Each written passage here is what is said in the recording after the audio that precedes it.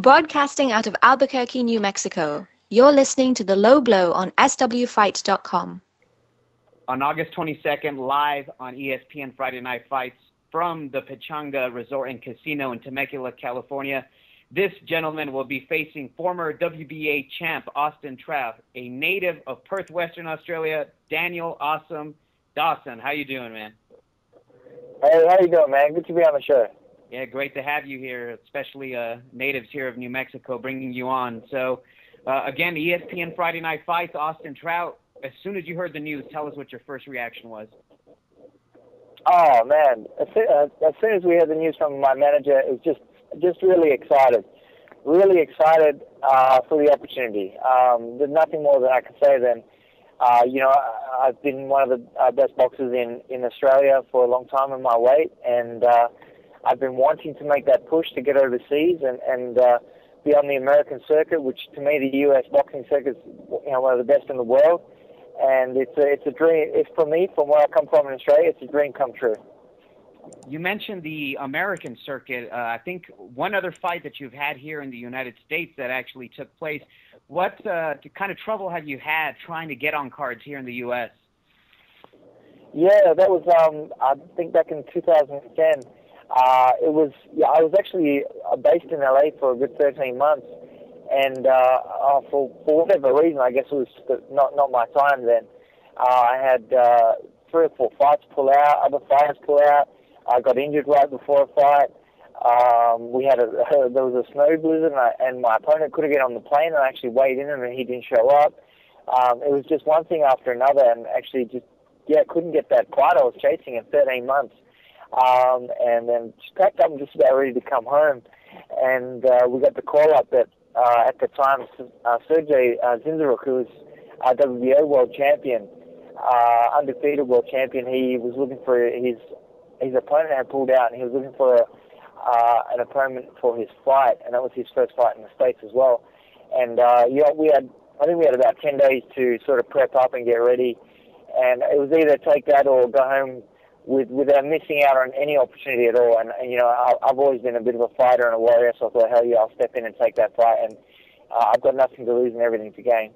Who were you training with while you were out in Los Angeles during that time? I was actually training with Justin Fortune at the Fortune Gym in West Hollywood. And how did that treat you? How did that go, those 13 months that you spent in the United States? Oh, it was fantastic, man. It took my boxing to the next level.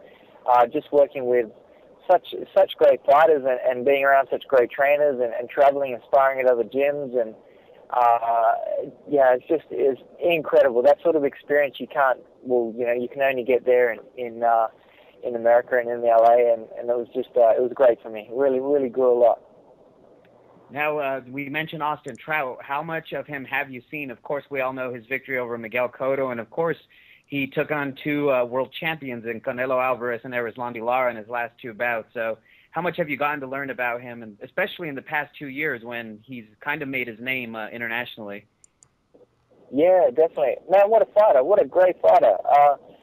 I've got nothing but respect for Austin Trout. He's worked his way up through the ranks. He's fought the hard fights, and then he's won.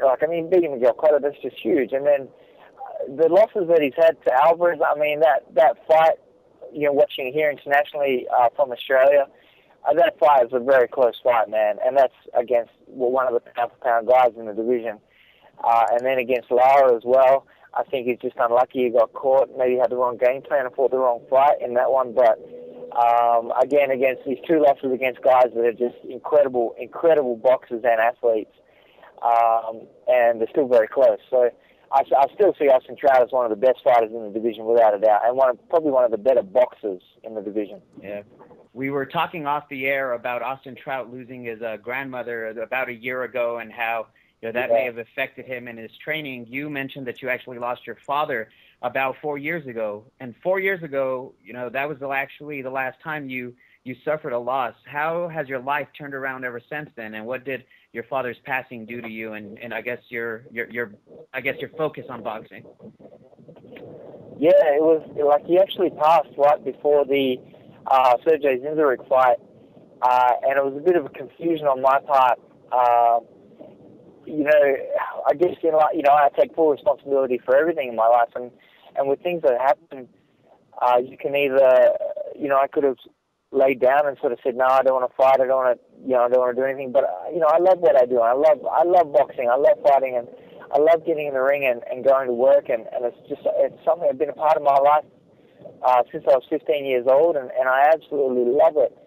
And I chose to go to work. I didn't work very well, and then when I came back to Australia again, I chose to jump straight back in and fight, and I didn't fight very well at all.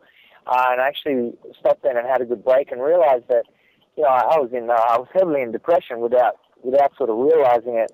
So I always keep a brave face, always stay pretty positive in my life and with everything that's going on. But losing my father really hit me, and I think once I actually allowed it to set in, allowed the depression, accepted that I was feeling that depression, man.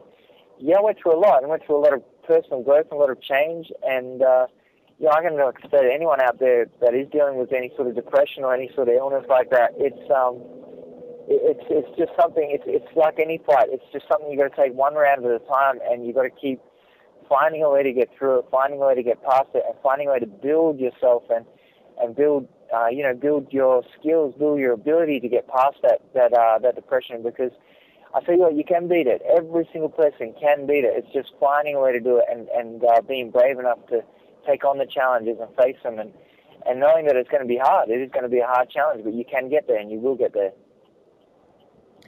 Hi, Daniel. This is Justin. Just reading over your bio, it says you have a Taekwondo background, a kickboxing background. Can you discuss that? And then discuss your decision to make a full-time transition to boxing.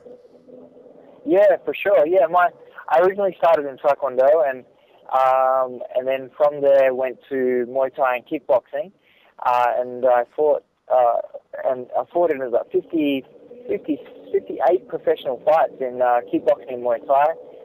Won 7 world titles. I fought all around the world in Australia, Japan, New Zealand, America. Fought in Vegas, even as a Muay Thai fighter, and just had an amazing career from sort of 15 till 22. And all through that kickboxing career, I absolutely loved the kickboxing Muay Thai. But I would always, go to a boxing gym and spar boxing with other guys and try to improve on my boxing skills for the kickboxing.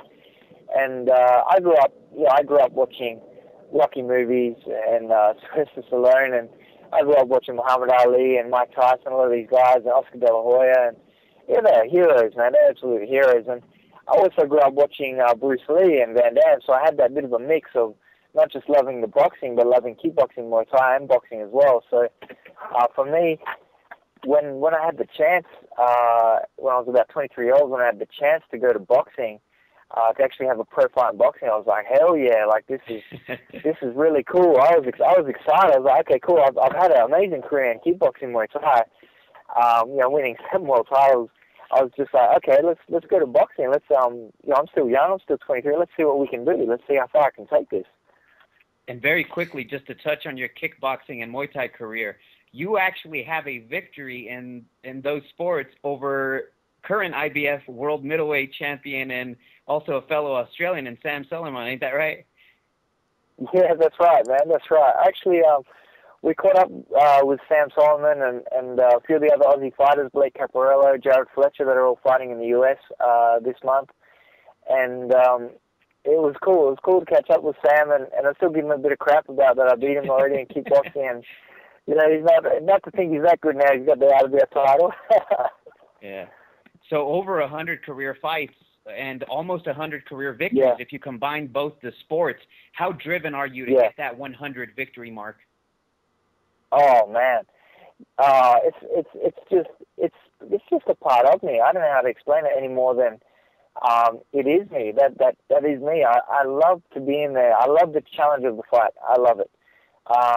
To me, fighting Austin Trout, as I've just said before, I respect the guy. Incredible fighter. And to me, that's just amazing. That's just exciting that I get to challenge myself against a guy like that. And, like I said about fighting on the U.S. circuit, this is more to me than just this one fight. Like, I take each fight round by round, and I take each fight by fight in my career and my life. And I really want to be over there in the US and show you guys how good I can be with the prep and being ready for a fight, and how good I can be in that ring against a top fighter. And I want to be back. I want you guys to see me fight and go, wow, like that guy's good. Like, we want to see him fight again. We want to see him, whether it's against Trout again or whether it's against Cotto or someone like that. Like, I want to be up there. And that's my dream and that's my goal, man. That's why I do it. Daniel, you talked about your Muay Thai and kickboxing background a little bit earlier. What's your opinion of mixed martial arts as the thought crossed your mind of maybe making the crossover to mixed martial arts one day? Oh, like a lot of people ask me all the time. Like, I guess it sort of would be the next step, but going from the Muay Thai and kickboxing to the boxing, like, I really have fallen in love with the art of boxing. It's so very different to the kickboxing and Muay Thai, and it has taken me, it's taken me a good 10 years or more to really get the art of boxing down. Through the first 7-8 years of my boxing career, I was very strong, very composed, and had great ring experience and timing. But actual boxing, like I see it, the art of boxing, the movement, the use of the jab in 5 or 6 different ways, the countering, the movement, the lateral movement, like it's just incredible when you put it all together. And it is just boxing. It's not kicking, it's not kneeing, it's not grappling. But how good these boxers can be using just one weapon of their hands is just incredible. And that challenge of that boxing has just drawn me in. And to be honest, like I'm in love with that. And I don't know if I could leave that to go to MMA. That's a whole other game. Maybe I need like another lifetime to do it all, you know? I have one question for you.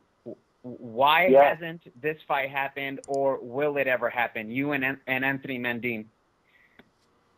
Oh man, it's funny. Like Anthony Mundine was in line to fight with Austin Trout a few years back, and he was. I think they were talking, negotiating everything, and he was talking it up like Austin Trout wasn't good enough, and he wanted Mayweather, and he wanted this, and maybe he likes to talk more than he likes to box, but he didn't want to fight in that fight against Trout, and we've been trying to fight him for the last year and a half, and he's been pushing that fight away as well and taking other different fights. And I don't know if that fight will ever happen. I think the fight with Trout will sort of project me into a level where I'll just be out of reach for Anthony Mundine, and I'll be in reach for some other big stars in America that guys can watch me fight and really enjoy the fight, and really enjoy what I do in the ring. Sure. Now, for people that have never seen you fight, whether it be here in the United States or in Europe, let's say, how can you describe your style? What can they expect to see from you the 22nd? Well, I've always been a very strong guy, very determined. I always give everything I have in that ring. And I guess a lot of fighters say that, but my style is a little different. It's a bit of a mix of quite a few different fighters.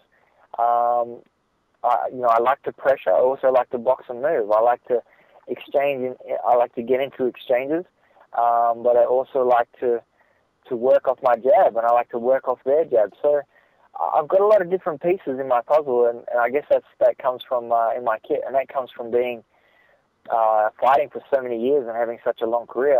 I've actually built up quite a lot of abilities, and I just think what they'll see and what they'll enjoy is just a guy that loves to fight, loves to get in there, and loves what he's doing, and that's and I hope the fans really enjoy that, and I hope that they see that passion and energy that I bring to the ring, and they enjoy watching that effort that I put out there. I got to ask you this question: your favorite kickboxer of all time? Oh, favorite kickboxer of all time. I think kickboxer of all time. Maybe there's a guy that used to fight in Japan in the K1. Ernesto Hoost was one of my favorite fighters. Just so technically good, and just used to take people apart. I used to love watching him fight. And another European guy, Raymond Deckers, was incredible. Incredible to watch. And then one guy I used to watch when I was younger was Benny the Jet Urquidez, and he was really cool. Really, really cool to watch, man. Yeah. Yeah. Deckers and Remy Bonjavsky highlights I could watch all day, man. So. Oh man, how good! How good are they? Incredible, yeah. Yeah, and finally, Daniel, any social media sites that you would like to announce here to the people to make sure they follow you at? Yeah, I mean, like, you know, the fans, obviously in New Mexico, even Austin Trout fans, I mean, this is just a competitive challenge between us two, and I'm sure we'll bring an amazing fight. So jump on board and support us both in having an incredible fight and bringing a great boxing fight to the U.S. And you can catch me on Facebook at Daniel Awesome Dawson.